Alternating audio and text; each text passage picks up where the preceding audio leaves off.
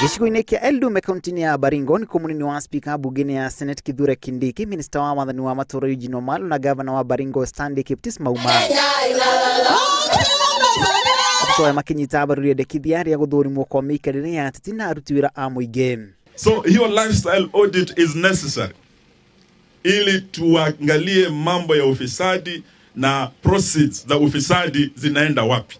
Pesa ambazo zingejenga dispensaries, pesa ambazo zingeleta maendeleo hapa Baringo zikiingia mifuko ya watu wachache. Ile vitu wako nazo na waulizwa mahali wametoa. Wakieleza ni sawa sawa. Wasipoeleza wawekwe ndani.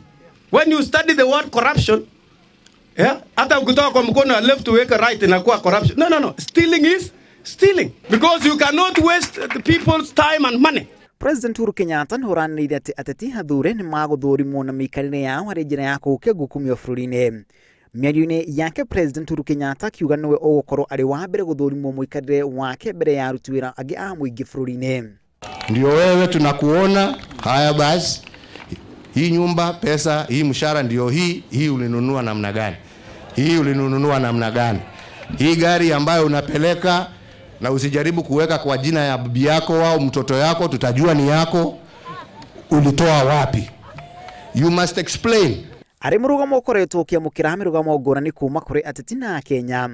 Personally, when they reach me, I will allow them to have a life audit on me plus my wife, plus every member of my family, because I know I'm as clean.